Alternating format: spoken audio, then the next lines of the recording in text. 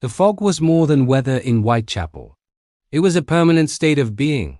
It coiled through narrow cobbled streets, muffling the sounds of a struggling city. This was London's underbelly in 1888, a world of grinding poverty, where the light from gas lamps fought a losing battle against the encroaching darkness.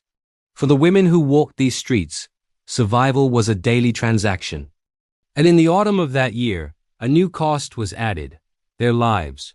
It began quietly, a single note of horror that few heard. On the last day of August, Ann Nichols was found in Buck's Row.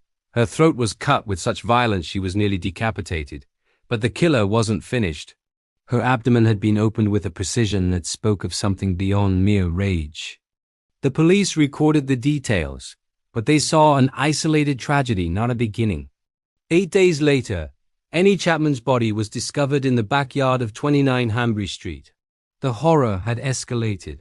Like Polly, her throat was severed. But here, in the dim light of dawn, the true nature of the killer revealed itself. Annie Chapman's abdomen had been laid open and her uterus was gone.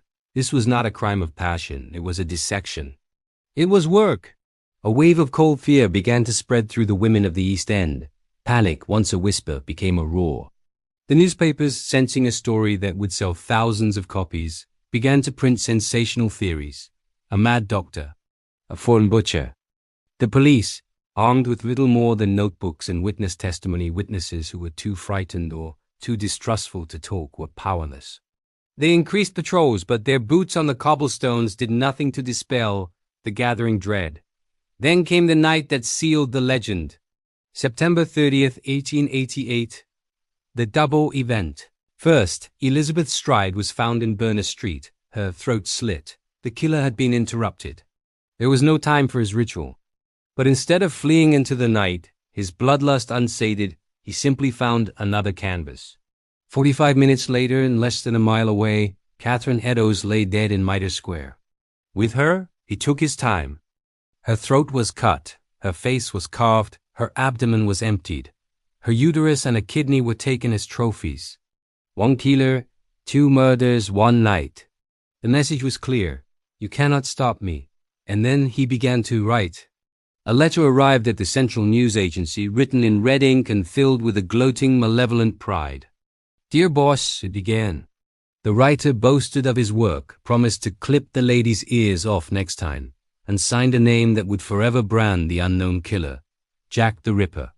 The name was a brand, seared into the public consciousness.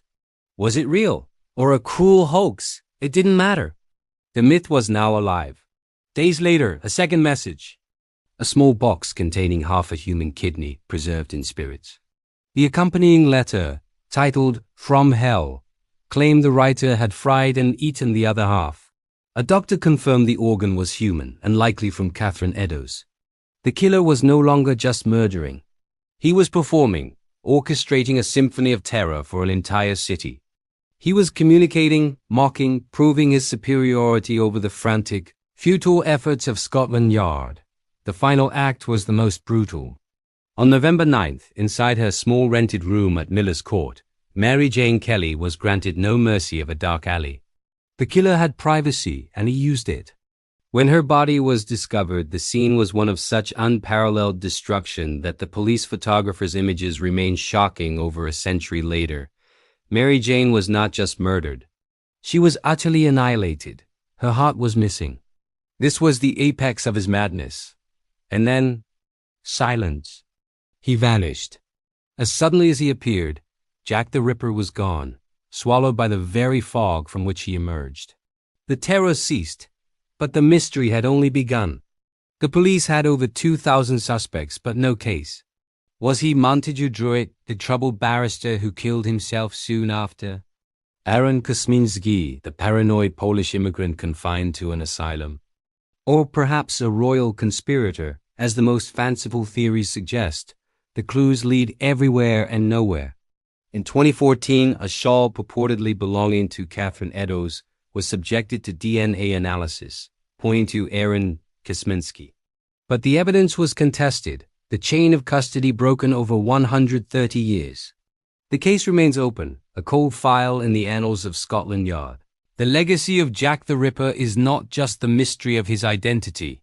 It is the birth of the modern serial killer in the public imagination. He was the first media-created monster, his fame spread by the newly powerful press. His crimes forced the birth of modern criminal profiling and forensic science, as profilers like Dr. Thomas Bond tried to map the mind of a monster for the first time. But behind the legend, the tours, the books, and the films, we must remember 5 names. Not the canonical 5, but 5 women: Mary Ann Nichols, Annie Chapman, Elizabeth Stride, Catherine Eddowes, and Mary Jane Kelly.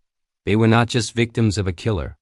They were people living and dying in the harsh grip of poverty, whose lives were brutally taken in the dark of a London autumn.